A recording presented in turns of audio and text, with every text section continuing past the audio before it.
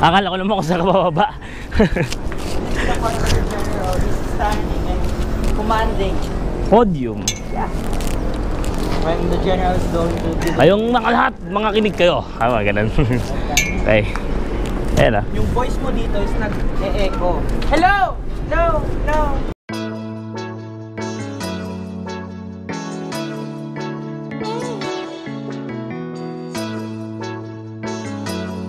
Ayan. Another passage papunta doon sa tinuturo kaninang sa tabi ng Ilog Pasig. Na-amaze ako sa ganito. Dati gusto ko talaga makapunta sa mga ganitong yung ayan, parang ganyan lang. Ayan po. Oh ha? Lock po siya. Pero ayan. Eh, di kayo pwede makapunta nakalak. Well, nakakita ko ng isang magandang framing. Wait lang. Actually, walang gate dito eh. Itong gate. So, andito kami, France. So, kung saan yung Intramuros, tsaka yung Ilog Pasig, meeting to each other. Meeting to each other. Okay. Gaya nga na sinasabi ko kanina, yung design, yung talagang design nitong ano, is inilapit nila sa Ilog Pasig. Kasi nga, yung mga transport ng material, transport ng sundalo, para maidiretso dito sa World City, dito sa baba. Pero ang alam ko, kapag ka mga kargamento, doon sa may, sa Manila Bay, na nakaharap. Okay, nandito kami sa kuweba kung saan papunta palabas doon. Yeah. Ito po kung kaya lang pwede kang umakyat dito. Kaso lang medyo Steep. Sira na kasi yung ano. Yeah. Subukan natin. Maramdaman natin yung mga pag-akit ng sundalo ng mga oops. Panahon na ay. Set. Umakyat. Struggle is real. Pero hindi mountain climber yata to. Yun no? So, balik na naman kami sa mainit. Ang init pare.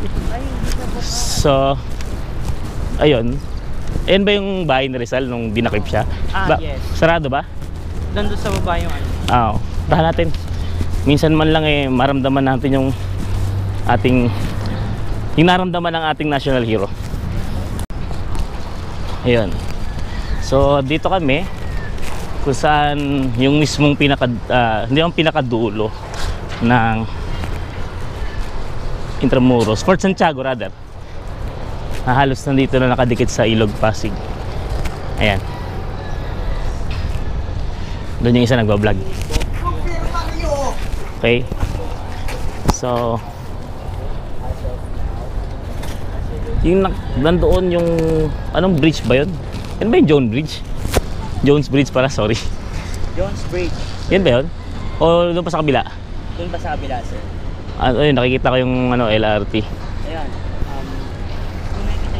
So, Ilog Pasig. Nandito sa aking likod. Ito kami sa likod halos ng Fort Santiago.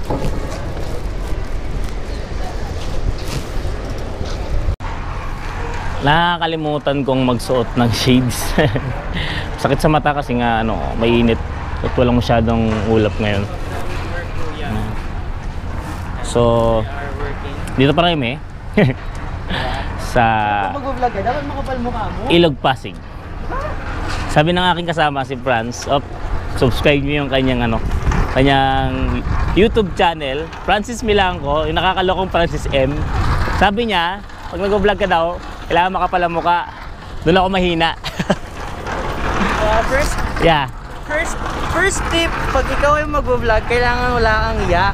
Like this. Hello! Walang sumagot. Pag may sumagot yan, takbo tayo. Di ba? Ayan yung guard. So, kaya ako nagbablog ngayon at nagpasama sa kanya dahil di ko talaga kaya mag-isa to. Baka matunaw ako sa hiya. Sanay akong humarap sa tao, tuturo ako sa kanila. Nagpa-perform ako as a musician, pero pagdating sa mga ganitong bagay, sobra. Teka, ano to? Kulungan ba to? Dati. Ito sir, hanggang dito, may ladder dito. Ditong part na to. Itong part na to. May hagdan dyan. Yeah, and going down there. So dito kinukulik ng mga dito kinukulong yung mga makukulit estudyante. Ayaw mo sumunod sa teacher, diyan ka! That hole leads to the prison cells. Tagalogin mo pare. Why? There, So dito kinukulong it is prison cell, sir. yung mga dapat ikulong ng mga time na yon. Okay. So, siya ang tour guide ko dito. Kung saan ito mapunta, sunod lang ako. Kasi nga, first time ko dito sa area na to. Yung huli akong pumunta dito, that was, kasama ko pa yung mga fellow teachers ko sa AMA. Shout out nga pala kay Sir Aaron at kay Ma'am Gail. Yan. Yeah, now we are going Saan? to the house where Jose Rizal lives. Ayan. So, nasa baba yun? Yeah. Okay. So, puntahan daw natin yung pinaglagyan kay Dr. Jose Rizal noong time na nandito siya sa Fort Santiago. Nung napunta siya dito, para sa inyong kaalaman, ay yung time na inaresto siya. Okay? Alam ko, hindi ko lang ma-recall kung twice siyang nadala dito kasi yung yatang huli, yung bago siya barilin sa Luneta. From Dapitan, Zamboanga, transfer siya dito. Tapos dito na nilitis yung kanyang kaso na rebellion. Yun yung talagang pinakakaso niya. At saka si Rizal din, yung kaisa-isang sibilyan nung panahon na yon, na nilitis yung kaso niya sa korte militar. Dahil pag sinabing korte militar, dapat lang ang mga nauupo doon o ang nalilitis na kaso lang doon, yung mga military case. Pero the first time sa panahon na yon, na si Rizal, na isang civilian, ang isinalang sa court, sa military court. Kaya militar din yung judge, militar yung abogadong kalaban nila, at militar din yung abogado ni si Rizal noon. Si, ano pangalan nun? Kaibigan niya yun eh. Teniente, hindi si Blumentritt, kaibigan yung tagaan yun. Okay? So, dito na kami. So, ayun, galing kami dun sa loob ng bahay kung saan dinala si Rizal for arrest at paglilitis nung panahon na pinilitis siya sa salang rebellion laban sa gobyernong Espanya. Bawal kasing kumuha ng video sa loob, so hindi kami nakapag-vlog doon. Well, very nostalgic, lalo na sa isang katulad ko na yung light works ni Rizal, pinag-aaralan ko lang kahit science major ako. So, parang one step ahead doon sa ginagawa kong pag-alam ng history ni Rizal noon. Saka enthusiast din naman kasi ako ng mga historical places sa Pilipinas, kahit science major yung kinuha ko. Noong una talaga, ang plano kong kunin is social science major, kaya lang parang ang dami niyang field, mahirap sa board exam. So nung nag-science major ako, I take up biological science. So at least meron akong iba't ibang field na pwedeng pag-aralan. Okay? Ay, hingal pre, puro pader. Walled city nga eh. Ayan, statue ni Rizal. Plano ko magpatayo din ng sarili kong statwa dito. Ano meron din sa baba? Nakikurious lang ako. Kung ayun, pasilip ko sa inyo. Kung makikita nyo yung nasa baba, yung mga lagusan, ang liliit. Nagtataka lang ako bakit. Tsaka pagdating dito, wala na siyang lagusan. Maliliit na lagusan lang doon. Ayun, saan nakita. Kasi nga, yung design din ng Fort Santiago, kulungan din. Para doon sa mga dinadakip ng militar ng Espanya. So siguro yung mga lugar na yan, isa sa mga pinaglalagyan sa kanila, talagang nakadesign para maging prisoner kasi maliliit nga yung daanan eh. Nandito kami sa mismong tabi ng Ilog Pasig, kung saan tinatapon yung mga makukulit na bata.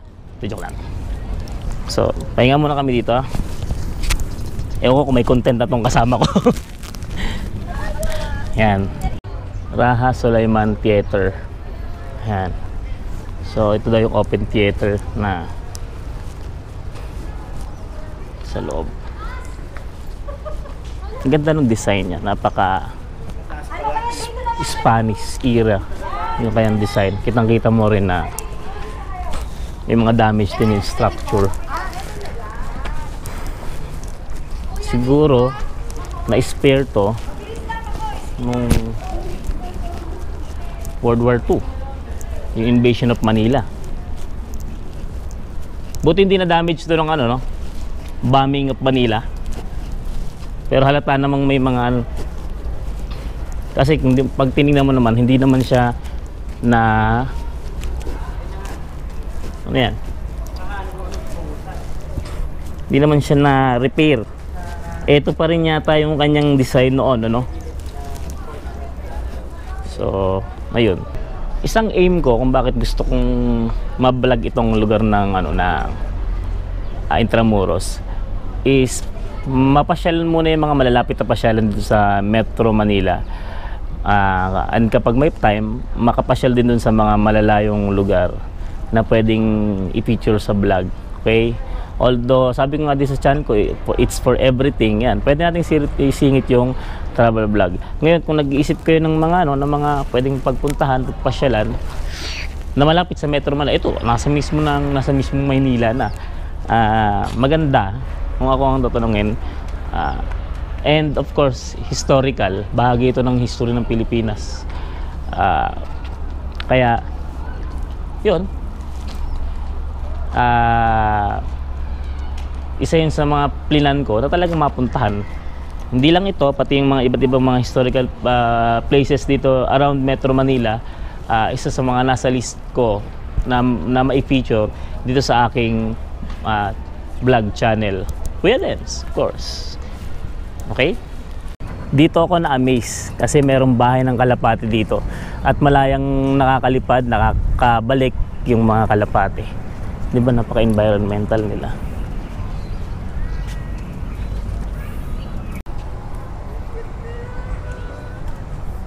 Sinusundan ko yung paglipad ng mga kalapati, bigla sila lumipad eh. Ayun. Di ba? Galing.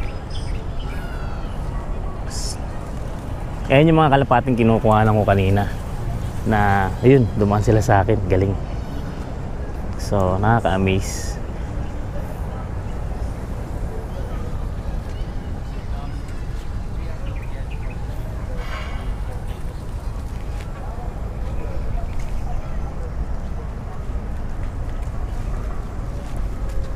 Naisip ko masarap pamasyal dito sa Port Santiago kasama yung lalabs mo, kaso wala ako nun eh. Oo, kung gusto nyong mamasyal dito at mag moment pwede naman dito, maganda naman yung lugar. Kaya dun sa mga nanonood ng vlog na to, huwag kayong mag-hesitate na dalawin ito. Nasa Manila lang siya, mula dun sa lugar ko 2 sakay lang eh. Kung nagmotor pa nga ako baka mas maayos pa. Masarap pasyalan yung lugar na to, and of course malapit lang, di ba? So kung ako lang tatanungin, before you aim to go sa mga malalayong lugar, ubusin mo munang pasyalan dito yung mga pasyalan malapit sa Metro Manila. Sayang nga yung yung ibang mga lugar na pasyalan sa Metro na nag-shutdown na eh. Namimiss ko yun na yung Pilipino. Una't huling na pasyalan ko yun, kinder pa ako. Tagal na nun. 32 years old na ako eh. Ilan taon ba ako? 5 years old yata ako nun. So sana makapunta pa ako sa mga lugar na yun na pasyalan pa. Ano yun, checklist ko yun dito sa aking vlog. Huwag kayong mag-alala. Ha? Diba? Sarap tumambay oh. May araw, mag-init. Okay? Nung isang na-realize ko nung nagpunta kami dito ni France to shoot for the vlog, oo, pasyalan siya, pero makikita mo pag nandito ka, iniisip mo ano yung mga nangyari dito nung time na Spanish era o Spanish period, kolonyalismo ng Espanyol, ng Amerikano, ng Hapon, kasi naging isang historical place eh. Dito kung nakakapagkwento lang yung mga puno dito, yung mga padere, mga bato na naiwan dito na nakasaksi sa lahat na nangyari ng history, nagdaan, marami siguro ikukwento sila. Kaya ako habang nandito ako napapaisip ako, ano yung mga nangyayari? Kaya kanina pag narinig sa mga frame ko dito sa vlog ko dito sa Intra,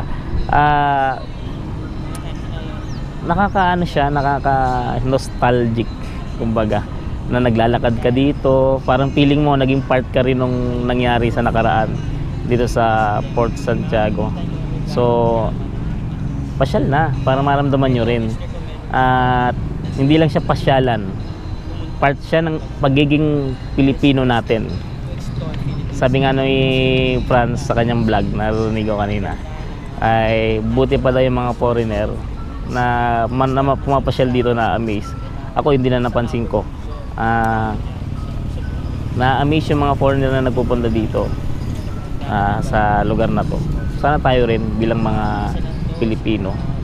Maraming nangyari dito dito nagkanlong ang Espanyol noon. Dito din nagkanlong ang mga Amerikano, ang mga Hapon.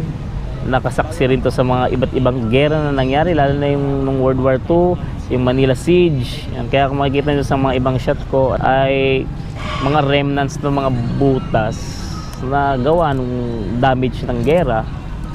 So, pasyal na. Para maramdaman nyo rin yung naramdaman ko. So, this again, Kuya Dens, for the part 2 ng biyahe dito sa Intramuros, Port Santiago. Okay? So, ganito ulit.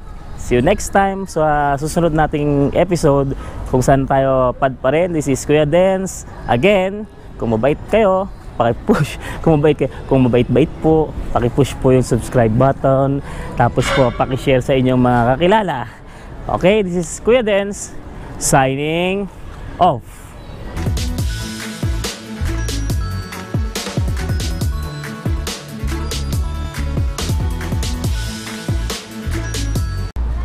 Ayan po yung tapunan ng basura dito sa Intra. Yung cans, bottles, sabi nga, plastics. Pwede nyo ilagay din yung kakilala mo. Paper, trash. Tsaka yung mga trash talker dun sa sulok. Doon natin iiwan matapos yung bugbugin. Joke!